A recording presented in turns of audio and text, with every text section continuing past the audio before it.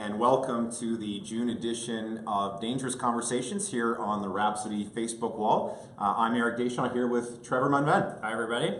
Great to be with you. We're going to give folks, as we always do, a minute or so to kind of tune in and get settled in for today's 30-minute broadcast. But in the meantime, what we wanted to do while that's happening is give a shout out to one of our great coaches out in Calgary, Alberta, Steve Osmond, who recently posted something really powerful on his Facebook wall. Steve's an incredible speaker. Yeah, he's one of the best. Very smart guy. He's he's an incredible coach.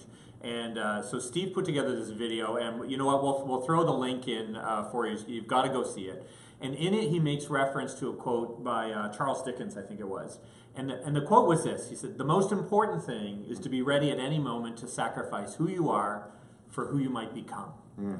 And it is such a potent statement about recognizing, first off, that choice exists all the time. It's always available to us. Right. It's not about having a near-death experience or a milestone birthday or New Year's Eve, whatever that is. It's about recognizing that choice is always there. Yeah.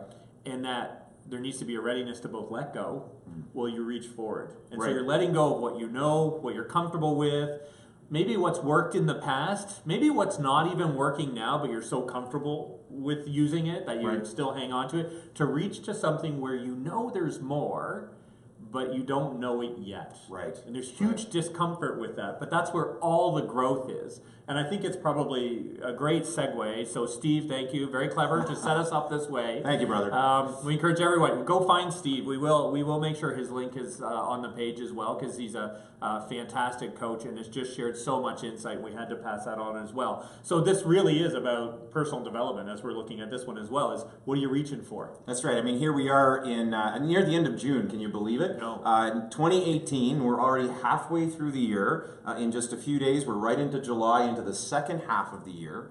And of course, here in Ottawa and in this region, summer is a season of growth, a season of harvest in the agricultural world. And we want to approach it from the concept of, will it be a season of growth for you personally and professionally? Is this going to be a season where you continue to evolve and become the best version of yourself? That's really the theme of today's broadcast, is how to keep growing during the summer months. But I think about this time of year. I mean, just a couple months ago, back in April, Q1 had just ended, right? And it seems like that was just yesterday. And at that time, in that broadcast, we asked the question, how are you doing in terms of the goals you've set? Exactly. The goals you've set, the commitments you've made, the resolutions you made. How is that going for you? And how much more important it is to ask that question now with half the year behind us? Right, because you get started, and sometimes we take actions in the first quarter, but we don't get the results right away.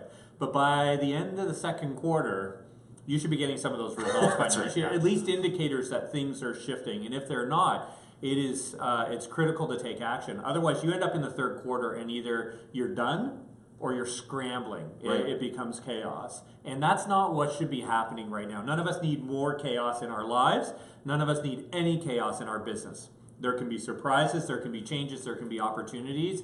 Chaos doesn't have to be part of it. But that first part is you've got to be honest about what's going on in the business. You've got to see what's going on there. And this is the time that if you're not checking in, take the time. Right, because here we are halfway through, and of course, depending on what part of where you're dialing in from, here in Ottawa, summer lasts, June, July, August, really July and August are the nicest. 2 weekends, really. 2 weekends that we get to enjoy it. And it's typically a season or a time of year that both personally and professionally, people tend to relax their efforts. Right? It is a time. A lot of people take their vacation during this time. They try to get away. They try to make the most of the weather. So from a business perspective, if you're not where you want to be by halfway in the year, if you're looking at your results to date at the end of June for 2018, the problem is you're heading perhaps into a season of relaxed effort. And now before you know it, the fall will be here. Yep. And now you're into Q3, Q4. Right? And you're stuck. And you're stuck. Like you have very little time left to make a margin. So we really want to focus on today is, again, how do you continue to make those efforts to evolve and to grow personally and professionally. And at the end of our broadcast today, we're going to have a special offer for business leaders and owners out there that is just for you and designed to help you do just that. Take a measurement of where you are right now and make the adjustments you need to keep going. But Trev, as we jump into this subject of what do we do to keep growing during this time of year, what are some things that people should have in mind? Yeah, the first thing that always comes to mind for me when we're chatting about business leaders or organizational leaders and the growth of their business is to recognize your business will grow as you grow. Right. You cannot separate these two things. If you're not growing, your business will stop growing. Everything that's playing out personally for you will show up in some way, shape, or form in the business. And so it's critical to recognize that if you want your organization to grow and your business to grow and to continue to transform, you're the first part of that. So deliberately taking the time to create space, to set aside those moments and those opportunities for growth is the critical first step in my mind. Right. The very often, as people start saying, "Great, I'm on vacation now," either they will clear the decks and nothing will be allowed into it, right? It's them on a boat or floating at a cottage, whatever that is. And there's a role for that. Or they will pack it so full that they get zero recovery. Right. And I think one of the next things we have to do is to recognize we actually have to stop one set of behavior to start to initiate a new kind of behavior. Those who take vacation and just grind their way through it the whole time, and the kids are saying, "When are you going to come play?" "I'm almost done my work. I'm almost done. I'm almost done." Let me finish this book. Right, right. It doesn't work that well. If you're going to keep grinding your way through work, you don't actually get the rest, the recovery, the rediscovery of self, the reorientation, the reconnection, all of these things that you need in order to truly grow. So that's where my mind goes first on this. And I think that's so good because, again, we don't want anyone to misunderstand the topic of today's dangerous conversation to mean, how do you push yourself even harder? No. Right? There's far too many leaders that are revving the engine into the red zone consistently. Yeah. And, even a race car, yes, it's meant to be run at higher RPMs, but if you run it too far, too high RPM without enough rest and proper maintenance, even that high-performing machine is going to break down at some point. Yeah, the red is a warning. Right. It's a warning. Say, don't do this too long. That's right. Exactly. The engine sounds a certain way, and that needle goes to the right, and you're supposed to make a change. What we're talking about here is what steps, what habits, what even rituals might you establish in your life so that learning and growth and evolution continues to be part of your day-to-day routine. I have found that oftentimes it's in those moments when we do slow down, when we have those habits and rituals built in. When we slow down and take more time to rest and reflect and sort of recharge, many of the pieces start to fall into place. Right. And that resting and recharging, it's interesting. People like drive, pedal to the metal for months, years sometimes, and then they'll finally stop. Usually because they have to. But they'll finally stop, one reason or another. The car breaks down. They'll sleep in one day and go, "Great, I'm good now." Yeah. I'm like, you know what? You just spent sometimes literally years, exhausting yourself. It doesn't happen. And so sometimes these spaces where we have more flexibility give us a chance to change our pace, to reorder our lives a little bit, say, you know what? I need to introduce a bit more of this, a bit less of that. The truth is, when you are so ground down like that, you're not all that smart. You're not all that creative. You're not all that innovative. You're not all that inspiring. You're not that great a leader. Like, all of those things start to come out. You may get by in all of them, and you've probably created all kinds of strategies to get by in all of them. But I don't think that's the standard any of us set for ourselves when we enter whatever that area that we're in, whatever that organization, that passion we have, is to say, great, I'm now at a point where I'm successfully getting by day to day. Right. I think that real growth takes that reflection and that time. And the first thing we need to do is stop. Right. Rest. Rediscover, right? Find out what those things are. One of the things I like best is when I see people reconnect with why they did it in the first place. Is go back to the beginning story about, okay, so I'm exhausted, I'm tired, whatever it is. Maybe you're not exhausted, but you recognize it's been a real run. To go back and say, why am I doing this again? Who am I doing this for? Why is this so important? Right. Because I think out of those, when we recultivate those original seeds, for using the agricultural metaphors today, it nurtures something new, a new kind of growth that starts to emerge in our lives, and that transforms our business. Absolutely. And so if you heard anything in all of that, is you're meant for more than autopilot. Right. Right. I remember my mentor and I having a conversation years ago, and in his opinion, the number one cause of leaders not leading more effectively and not leading more effective organizations is that as leaders, we don't slow down often enough to reflect on what we're doing and make the necessary adjustments. And when we talk about, halfway through the year, we want to engage in growth and balance this, use it as a time of rest and reflection and refocus perhaps on what really matters. We talk about priority management here, not time management. You can't manage time, but we can manage our choices within time. And what are the activities perhaps, or the things that we're doing that we need to jettison? What are the things that we need to lean into with greater intent? And so there is a sense that part of one of the principles of getting back into that growth mode, or being reset in that growth mode, is to define or refine our goals to begin with, and look at the whole issue as, to your point when we opened the broadcast, listen, if you've been working this plan for 6 months toward this goal and you're not making any progress, you might want a new plan. The goal probably is still the right one. You may still really want that particular thing or achieve this particular achievement, but if your plan's not working, now's the time to make some changes to it, because you still have time. Yeah, it's why that rest and recovery is so important, because it affects our judgment. Right. So if we've created a plan, put it in place, there's going to be a lag before we tend to get the results. Sometimes the lag is very short, sometimes it is longer.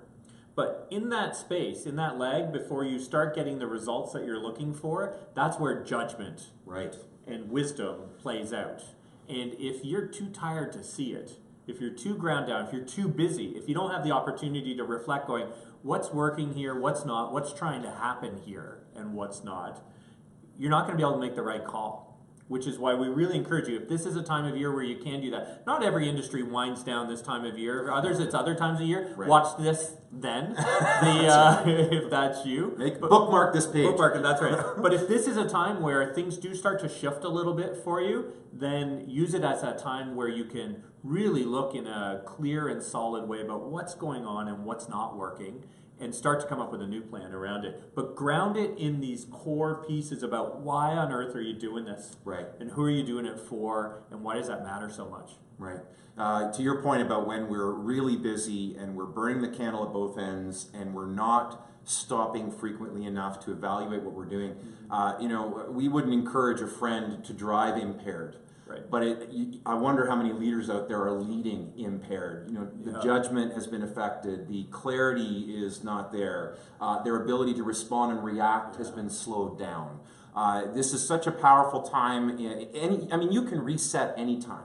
Yep. But I find that these moments in time where we're seeing, we're passing entering into another season of the year, we've already entered it, those moments in time are often natural points of reflection to say, how am I doing?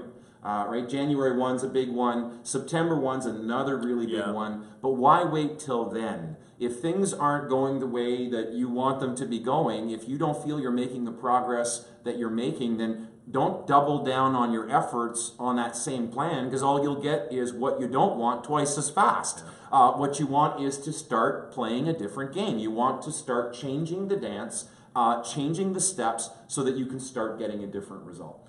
Yeah, the notion of don't let the date define the moment, let the moment define the date. Right? So instead of saying, January 1, I'm going to make a resolution, here's what this year is going to be like, you know what? Stop that. It doesn't matter. Let the choice you make in any given moment bring significance to that date or day of the year. Right. Make it, today is the day where I'm not doing that anymore. I'm letting go of this. Or from now on, I'm going to start treating myself this way. Or I'm going to start occupying my role as leader more. Or whatever that is in your life, whatever that is. It could be anything.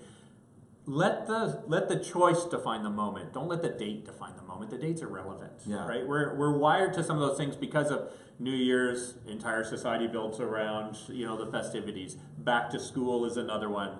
We all feel that. I think I always feel the back to school one more than the New Year's. Probably, if I had to make a choice around those, but those are irrelevant. At any given moment, right? Be ready to sacrifice who you are for who you could become. Right. It's not about, the 1st of January or the 1st of September. Yeah, absolutely, absolutely. One of the other principles we were talking about before we went live earlier was the whole notion of, if you're going to grow, one of the things that you really have to have is if we believe that our actions follow our beliefs, we have to have a strong belief, a conviction that we can actually be more than we are. Talk to me about that. Well, this is the hardest thing. Right. Right? We look at, you think about how hard it is to change yourself sometimes. Think of an area where you've had a struggle, you've wanted to make a change, it just hasn't happened. How hard do you think it is to change others? Right? Even harder. Yeah. At the heart of all change and transformation is belief. What do we believe is possible? What do we believe is true or important? We were talking about a talk I gave just last week. Oh, is this about the butterfly and the caterpillar? That's right. You want to hear this. Okay, so it's about change to transformation. So I'll preface this with, you need to know, traditionally, I kind of hate butterflies. It's not my thing. They don't have a plan. They're just bouncing around. The show. They creep me out, okay? So full disclosure. The notion of change is that, as long as you're focused on change, you're focused on building a bigger, better, smarter, faster caterpillar. Transformation is about becoming something else altogether. And the thing is, the butterfly never goes back to becoming the caterpillar. So caterpillar, change is reversible. Right. Right? You make it stronger and then it gets lazy, stops working. Whatever that is. Transformation is not. It's permanent shift in identity. And identity is, what do you believe about yourself? Right. And I think that's at the heart of it. The other thing that's related to that is hard for some, I think, to wrap their minds around, and I say that gently, which is you can drop and adopt any set of beliefs anytime you want. Right. So the moment, and this isn't just, if I think I'm successful, I am. So it's none of that silliness. This is about a deep, authentic recognition of self to say, you know what? Here I am in this universe, this alive person with tremendous opportunity. Yeah, there's some tough stuff. Are you going to let it grind you down? You're going to let it show you stuff. You're going to let it help build you up. Whatever that's going to be, you're going to choose your way through it based on what you believe to be true about you or important, so important that you hang on to it. When you start to shift and play with those a little bit, one, so many opportunities start to open up. Right. Two, you're going to have a bunch of uncomfortable conversations with people who are going to stop hanging around with you. Right. And three, you're going to start to have some tentative, because you just had some very tough conversations, some tentative, rich new conversations with a bunch of other people. Right. And you will swap out who you spend your time with because one group is holding you to that belief. They said, well, no, you always said this. They want to hold you there, tell you can drop that at any time. Right. And that is transformational. Oh, it's powerful. I mean, the saying that we become like the 5 people we hang around with the most. Depending on what your goals are in terms of... I'm going to hang around with you more. Okay, me too. I'm going to do the same. But in terms of, if you're watching this broadcast, depending on what your goals are in terms of personal transformation and evolution, you need to find people that emulate those behaviors, that act that way, that believe that way, and surround yourself with them. And sometimes those people, surrounding yourself with them, Trev, isn't always being in direct relationship. No. I know over the years, I have had many mentors from afar. Yep. They mentored me through a book. Yep. They mentored me through a talk that they gave. And their message was so powerful that it impacted me deeply and began to alter my reality, right? So when we talk about personal and professional evolution and growth, one of the concepts is to study the people in your field that are knocking it out of the park, who are doing it the best, and what is their secret to success. It's not necessarily copying everything that they do, because I think there's context as it plays a big part. Yeah. I don't think you can ever just copy somebody's formula and it's going to work exactly the same for you. But what are the lessons to be learned from that? What's been your experience in that? Yeah, I so agree with the notion, don't just copy other people. That's not it. Be inspired by them if you want to. Probably more important is look for the principles behind their actions. And then say, how would those principles play out in my context, in our context, right? So in my life, in our organization, with clients, whatever that is, look to adapt. Don't adopt. Yeah, exactly. Right? Yeah. Adapt those practices that are out there and fit them to you in your way, with your language, your version, so it's the authentic reflection of you, but building on wisdom, knowledge, and practices of others. I find so often when people have time to grow, if that's what we want to call it, they'll look at it in two ways. One is that technical growth. Right. I'm going to read a book on this. I want to get better at marketing. I'm going to read the latest thing by this guy, by her, by these people, by that group, this organization, whatever that is. Then there is, and I think that's actually particularly important, especially in the first probably half of our careers, right. or first maybe 2/3. After that, the growth becomes much more subtle and I think much more profound. Right. And we see it in the leaders that we work with. We see it in the leaders we serve with, who are starting to dig deeper into how they see themselves, how they see the world, how they interact with it. And it's no longer about, oh, you know what, I need to understand financials better. Let's go find a book about financials. Although that's pretty important. Not if against you're running it, a business. Not against it, right? You should check that box, right? That's the one you should know. Yeah. It gets into these much deeper things. So one of the books I've read recently I love and highly recommend, and people go, what? Is The Hidden Life of Trees. And did I get that reaction? Here's I'm why. being kind. I'm being kind. I'm trying to be understanding. Why. It's out. Thank you. It's out of the norm. First off, because I think one, study in your field, but also draw from outside of it. And it's this guy who wrote this incredible story. He's basically takes care of forests in Germany, and he has studied trees his whole life. And he paints this picture about all of this activity going on with trees all around us all the time. Now, when we walk out, we see a tree, we think we know what's going on with that tree. Right. And he basically walks you through and said, they're communicating, they're doing this, they're doing that, they're doing this, the other thing. And he basically paints a picture to demonstrate you don't have a clue what's going on around you. Right? We think we get a tree, and we don't have a clue because we haven't looked hard enough. Right. And by taking the time to look at things way more carefully, in a much more sophisticated way, by dropping the assumptions of what we think we know to genuinely explore what's going on, all of a sudden you realize, if I don't get trees, what else don't I get? Do I think I know what's going on in my own organization? How carefully am I looking at what's really happening here? How open am I really being? How do I do that? So back to the whole, am I getting the results?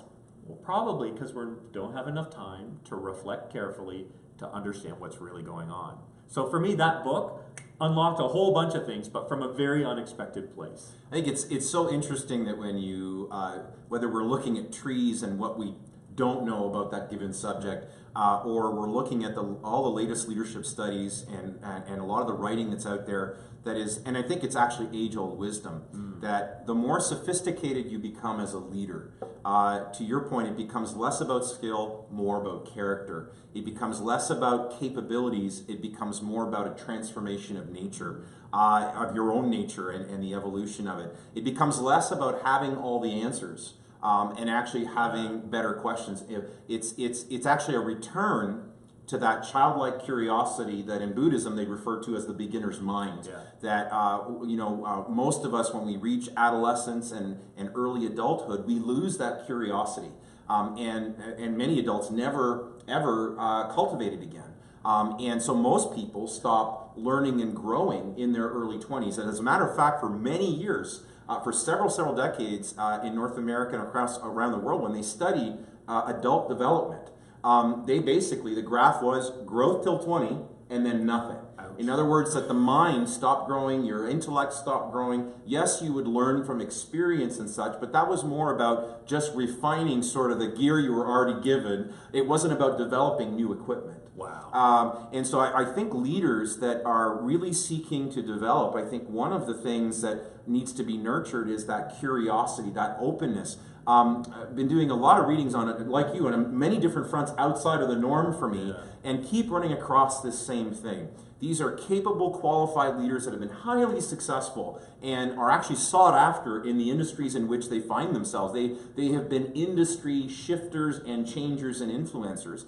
And yet they all have this deep humility that I could be wrong. Right. That I have, yes, learned a lot, that I have a lot of experience, and I've been at this a while, and I'm certainly no novice, but they are always haunted by the possibility that their knowledge is incomplete. And so what that does is open their mind to possibilities that normally wouldn't even present themselves, because I think younger in our leadership careers, when we finally find our own voice, at the beginning, we go along with the crowd to fit in, and I think we see that in leadership, right? Yep.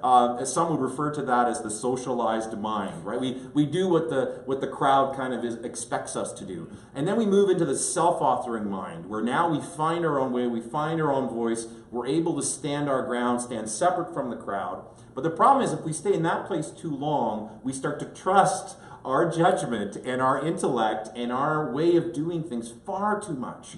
And the next level of really leadership, where so few leaders ever find themselves, is this sense of not jettisoning all that wisdom and experience gleaned over the years, but having a healthy fear, a healthy doubt that I don't have the whole picture. And I think that speaks to this whole notion that those who really can continue to grow, continue to evolve, are dedicated to this whole notion of lifelong learning, that they never, ever stop being the student. Yeah, and it's interesting because you prefaced it with the curiosity of a child. A child does not wake up and go, I'm a lifelong learner, therefore I'm now going to go out and explore, right? That would be weird. It would That'd be really strange. But that notion of tapping into that innate curiosity that we're born with, to explore with openness, not to presume that we either have the right answer or have to have the right answer. Right? This is why we do things together. But to go in with true exploration, right? There's that great David Ogilvy quote. What is it? Most people use data the way a drunkard uses a lamppost for support, not illumination. Right? It's such a great quote. Yeah. And I think when we are trying to control the knowledge around us and we must have the right answer, we'll use that as support. Right. And we will keep things out of the light that may not support our point of view. Right. As opposed to that innate curiosity, which brings light and question and curiosity to issues that we need to face in a tangible, authentic, genuine, honest kind of way. Yeah, absolutely. Our time is quickly kind of running out, and I wanted to touch on a couple things before we wrap up today's broadcast. We were talking again before the show today, and we talked about when you start to make progress, and we've already discussed the importance of taking a measurement of where you're at this point in the year, and if something isn't working, make the change now. Don't keep beating that dead horse. No. If it's clear that nothing's happening, create a new strategy to achieve your goal, get a new plan. But there's going to be many out there that also look at what they're doing halfway in the year, and they realize there's some stuff that's really working. Right. So what would be your advice to them? I'm going to steal the language you used before. So this is Eric's answer because it's really good, and then I'm going to grow on it, which is double down on the fundamentals. Yeah. Right? The stuff that's working. I just love how you express that. The stuff that's working, do that. Do more of that. Do more of that. Right? And I think linked to that is once you learn the fundamentals, don't try to keep skipping away from them. Right. Stay rooted and grounded. Master the fundamentals. Don't complete them so you can go on to the next level. Master those, though. True mastery comes out of fundamentals. And to continue to revisit those, it keeps your business easier. It keeps your choices cleaner. Right. It makes it easier for you to diagnose what's working and what's not. Where if you're doing all kinds of stuff all over the place, you've got what we call zero attribution. You can't tell what's leading to what. Right. So as you get clear in those fundamentals and you start to see those work, double down. It just makes so much sense. Do more of it. Do more of that. The last area we want to cover in, and then we're going to wrap up for today, but is the whole sense that, like anything, if we want it to grow, we have to invest time, energy, resources into it. Even a tree. Right? If we want it to grow, we've got to invest some time and energy into it. What would you say about investing in one's personal growth? I'd say it's the most important thing you can do. Right. Above all else. Regardless of whether you're thinking about your family, your business, personally, whatever that is, it is about you. You're here. You only get one shot at this. Invest fully in you. You're worth it. You've got everything you need. You need to do that. Second, I would say block time and prioritize it. You've got to Right. create deliberate space, and it should be the most important thing at the top of the list every time. And that's a tough one, right? When we're juggling kids and dishes and laundry and cutting the grass and work and all the things that go with that and family, Yeah. all of that, it is tough. But that is where everything good lies there, Right. and will come out of there. So really prioritizing that. If you're creating space this summer, you've got vacation time, block out some of that time for you, and let the people around you know. I think the other thing I would connect to that is the importance of motion. Right. Move. Right. Be active somehow in your way. I don't care what it is. I don't care if it's like, I must now swim across Lake Ontario.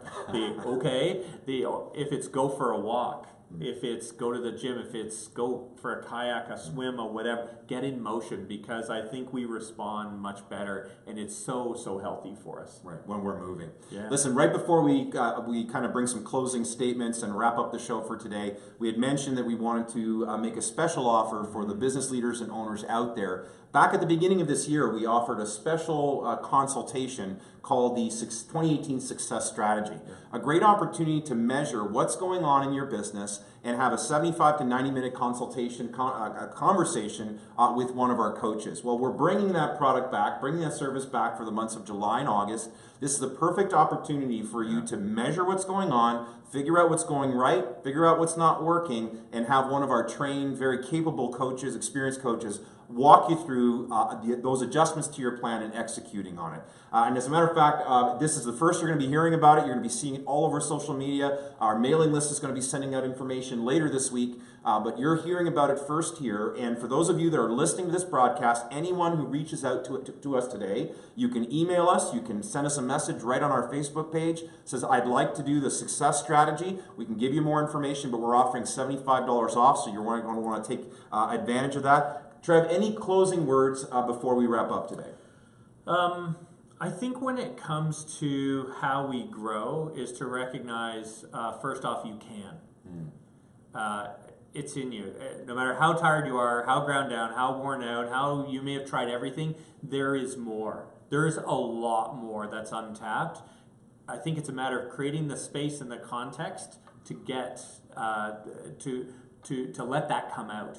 And if you don't create that, it won't show up. Right. So the onus is on you. A coach can't make you. No one else can make you. This is a point where you have to choose. And I would say the most important thing to it, back to the quote that Steve shared with us, it's about what you start letting go of and what you're prepared to reach for. Right. You're meant for more than autopilot. Be the best version of yourself. Nobody else can. Thanks, Trevor. Thanks for tuning in, everybody. We're so glad you joined us, and we'll see you next month on Dangerous Conversations.